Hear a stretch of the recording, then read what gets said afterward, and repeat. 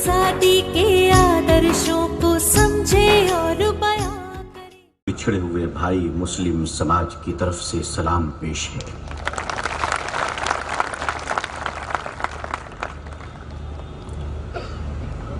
दो नदियां बह तो रही थी, कभी मिल नहीं पा रही थी।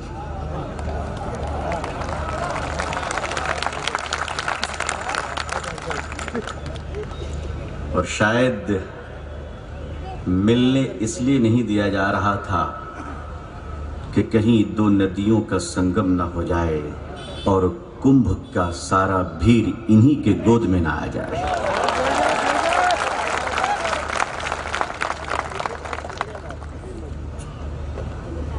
मैं शुक्रगुजार हूं अपने भाई आदरणीय जनाब राजरत्न अंबेडकर साहब का कि उन्होंने मुझे गले से भी लगाया और अपने मंच पे भी बुलाया।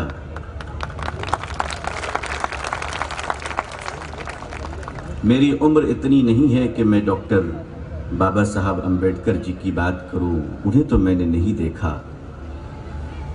बाबा साहब अंबेडकर जी को न देखने का जो गम है वो अपनी जगह है, लेकिन आज उनकी जनरेशन में उनकी औलाद को देखने की खुशी भी कोई कम नहीं है।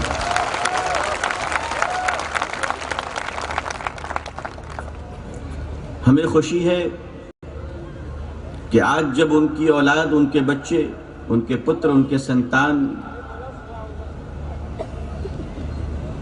उनके उस विचारधारा को जिसमें दबे कुचले मजलूम लोगों के हक की आवाज बुलंद की जाती है, उस परिवार के सदस्य ने अगर मुझे बुलाया और आज मैं खड़ा हूं तो मेरे लिए कम गर्व की बात नहीं है।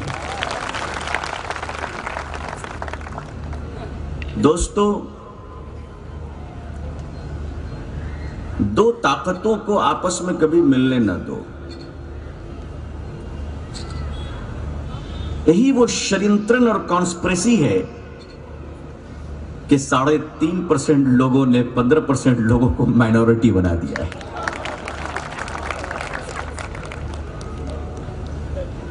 मैं बहुत ज्यादा मैथ नहीं जानता, लेकिन इतना जानता हूं कि 15 ज्यादा होते हैं, 3.5 कम होते हैं। लेकिन ये हमारा देश ही है कि जहां की मैथमेटिक में 3.5% हमेशा ऊपर रहेगा 15%, और देश के मूल निवासी बहुजन समाज परिवार 80% को हमेशा नीचे रखा गया। मैं आपसे बहुत इमोशनल बातें नहीं करना चाहता।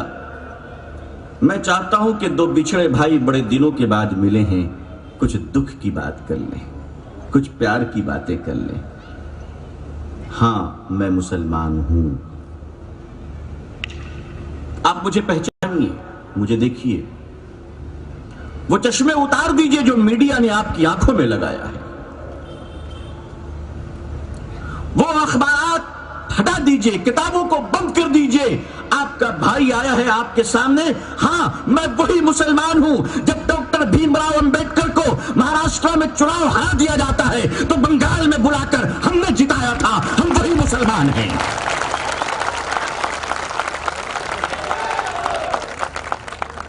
हम वही मुसलमान हैं। हां, मेरे बहुजन समाज परिवार के भाई और बहनों, मैं तुम्हारा वही बिछड़ा हुआ भाई हूं कि जब राउंड टेबल कॉन्फ्रेंस में संविधान के दाता बाबा साहब अंबेडकर को नीचा दिखाया जा रहा था, हमने अपनी हथेलियों पे उन्हें खड़ा किया था। और आज भी मैं आपसे कहता हूं कि हम जिस धर्म के मानने वाले हैं उस धर्म का नाम इस्लाम है। और मेरे भाइयों और समाज और भारत के लोगों, याद रखना, इस्लाम में अल्लाह के बाद अगर किसी की कुछ चलती है और कोई महापुरुष है तो हमारे लिए हमारे मां बाप से भी ज्यादा, मुल्क और वतन से भी ज्यादा, दोस्त अहबाब और औलाद से भी ज्यादा अगर कोई है तो हजरत मोहम्मद रसूलुल्लाह सल्लल्लाहु अलैहि वसल्लम की शख्सियत और जात है। उसी जात ने हमसे ये कहा है, किसी और ने कहा होता तो आगे पीछे हो जाता। मैं आपको विश्वास दिलाता हूं कि प्रॉफेट मोहम्मद सल्लल्लाहु अलैहि वसल्लम ने हमें ये कहा है कि इंसानियत का जूठा पाक है, पवित्र है। इंसानियत, मनुष्य का जूठा पवित्र है। मतलब इसका समझ लीजिए आप, मतलब यह है कि राजरतन भाई जिस गिलास में पानी पीकर आधा छोड़ देंगे, मैं उस पानी को इस मजमे में पीने को तैयार हूं।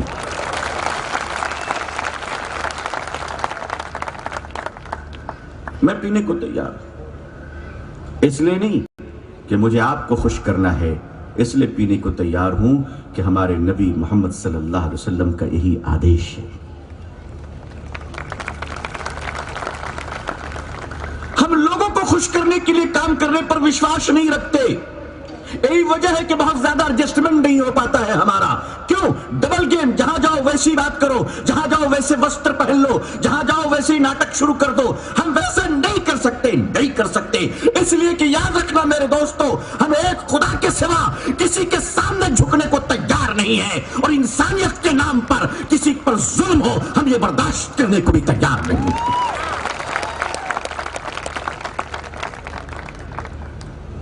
अगर दुनिया का एक एक इंच भी हमारे लिए आग लगा दी जाए तो भी हम जुल्म के सामने झुकने को तैयार नहीं। ये बता दूं मैं आपको, ये हमारी नेचर है। आप जानते हैं हमारा नेचर है ये कि हम सर कटा सकते हैं लेकिन सर झुका नहीं सकते। और ऐसा क्यों जानते हैं? ऐसा इसलिए कि हमारे रगों में हजरत टीपू सुल्तान का खून दौड़ रहा है, गोडसे का खून नहीं दौड़ रहा है।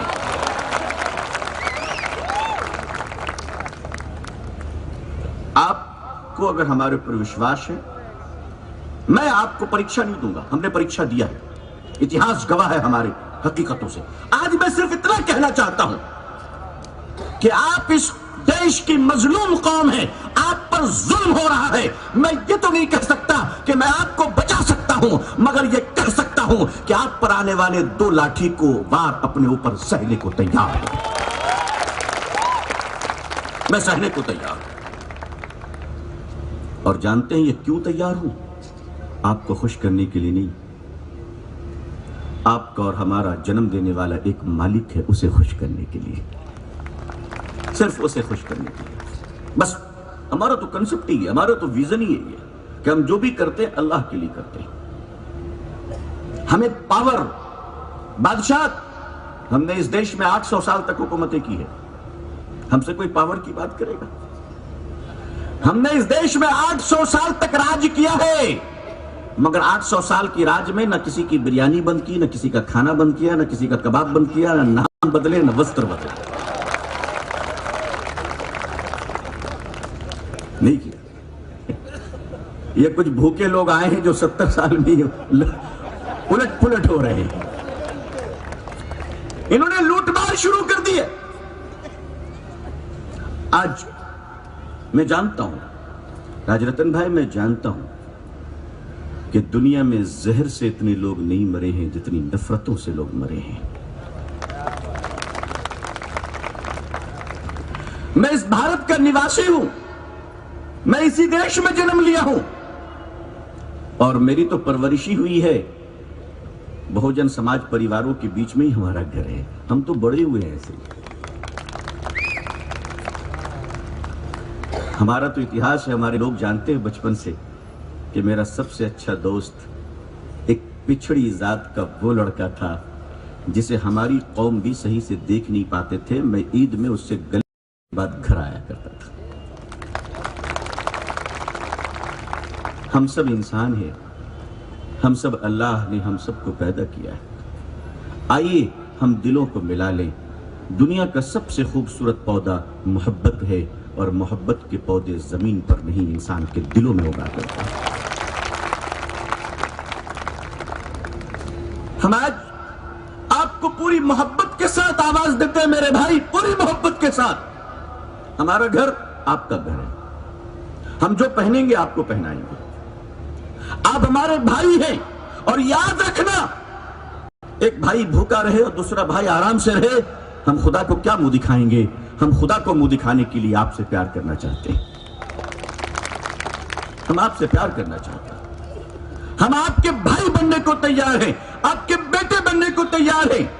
नफरत के सौदागरों को जवाब दे दीजिए कि अब तुम्हारे वक्त खत्म हो चुके हैं, लेकिन याद रखना मेरे भाइयों कि एक सूरज को उगाने के लिए करोड़ों सितारों को डूबना पड़ता है। एक अंबेडकर जी को पैदा करने के लिए लाखों लोगों को बलिदान देनी पड़ेगी।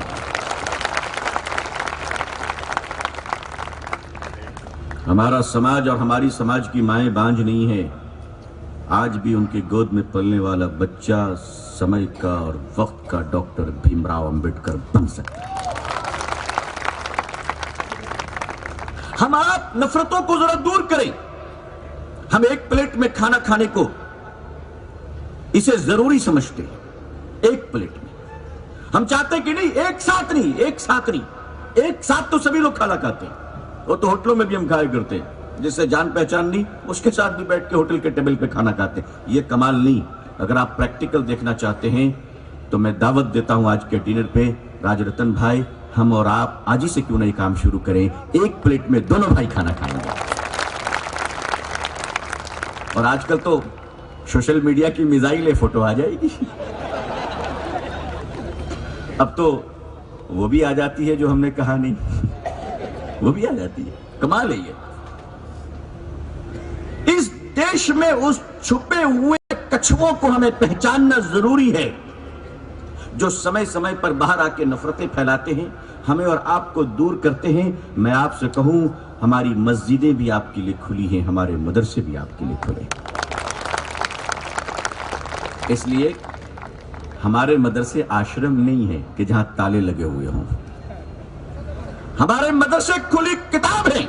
आप जब आएंगे आपको मोहब्बत की तालीम दी जाएगी। मैं आज इस पूरे सभा से और पूरे मजमे से और भारत के सारे मुसलमान और बहुजन समाज परिवारों से, भाई बहनों से आज ये दिल खोल कर कहना चाहता हूं कि अंधेरे को इससे कोई मतलब नहीं कि चिराग मुसलमान के हाथ में है, यह चिराग राजरत्न अंबेडकर के हाथ में है।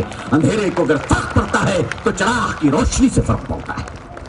हम चिराग को जलाएंगे, हम चिराग को जलाएंगे। आइए आज से हम इस बात का अहद करें, आज से हम इस बात के प्रतिबंध हों कि हम इंसानों के दरमियान मोहब्बत और प्यार के वो फल तक़सीम करेंगे जिसके बाद कोई बिछड़ा हुआ, गिरा हुआ, शोषित बहुजन समाज का एक भी आदमी मुसलमान के रहते हुए अपने आप को अकेला और वंचित अजनबी नहीं समझेगा।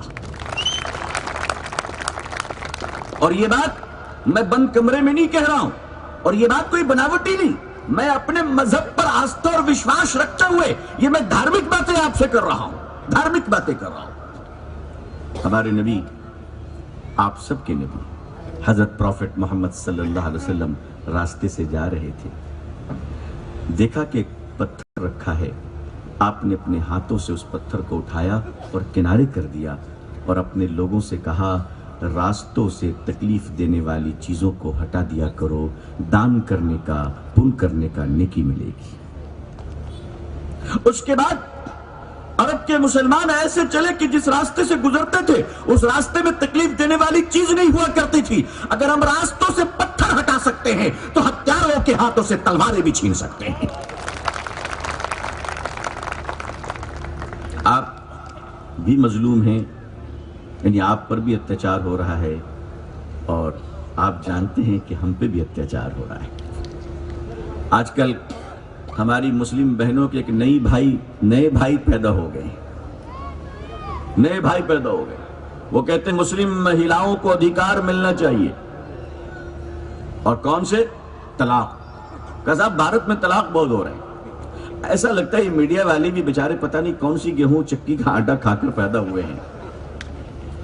एक शेर ने एक लड़की पे अटैक किया, एक शेर ने एक लड़की पे अटैक किया। एक मुसलमान ने उस लड़की को बचाया और शेर को मार दिया। मीडिया ने रिले किया कि एक इंसान ने एक लड़की को बचाने के लिए शेर से टकरा गया। जब उसको मालूम हुआ कि यह मुसलमान था तो उसने कहा कि एक मुसलमान ने एक लड़की से प्यार करते हुए शेर की हत्या कर दी। आप देखिए कैसे स्क्रिप्ट चेंज किए जाते हैं। तब क्या कह रहे? एक मुसलमान ने एक निर्दोष शेर को मार दिया। कौन सा शेर? जो लड़की को प्यार कर रहा था। इस देश में एक हमारे भाई हैं, उन्होंने कहा कि औरतों को, मुस्लिम नारियों को शक्ति मिलनी चाहिए, उनको अधिकार मिलनी चाहिए। भाइयों, पिंजड़े में बंद कबूतर को आजादी मिलनी चाहिए, मैं भी मानता हूं। पिंजड़े में बंद कबूतर को आजादी मिलनी चाहिए, लेकिन अगर दरवाजा खोलने वाली बिल्ली है तो अंदर ही रहना बेहतर है। अगर दरवाजे पे बिल्ली खड़ी हो तो मेरे ख्याल से उस कबूतर को अंदर ही रहना बेहतर है। जिस बहन के भाई एक्सीडेंट में मरते हैं, उस बहन के बगल में ये भाई खड़े नहीं होते। पशु के गोश्त के नाम पर जिस मां के लाल की निर्मम हत्या की जाती है, उसके लिए भाई दो शब्द नहीं बोलता है। जिस बहन के पति को मारकर, आग पेट्रोल लगाकर जिंदा जलाने की वीडियो बनाई जाती है, उस पर एक लफ्ज नहीं बोला जाता है। ये भाई जानते हैं कहां खड़े होते हैं? ये उन्हीं औरतों के बगल में खड़े होते हैं जहां इनको विश्वास होता है कि इनके पति के साथ कुछ खटपट चल रही है। खटपट चल रही है। सिर्फ तलाकशुदा औरतों के बगल में ये खड़े होने चाहते हैं। और इन्होंने ये मार्केटिंग की कि भारत में अगर सबसे बड़ा कोई प्रॉब्लम है तो वो तलाक प्रॉब्लम है। इस देश में 22 लाख तलाक प्रीता बहनें हैं, 22 लाख। उनमें सिर्फ 2 लाख मुसलमान हैं, सिर्फ 2 लाख। आप बताइए, 20 लाख का पता आपको कभी चला? किसी ने बताया वो कौन है? किसी ने नहीं बताया। और आइए, 3 तलाक पीड़िता भारत में सिर्फ 2900 हैं, सिर्फ 2900 3 तलाक पीड़िता। लेकिन ऐसी औरतों की तादाद कितनी है जिनके पति ने न तलाक दी, न साथ रखा, जुदा जुदा छोड़ दिया?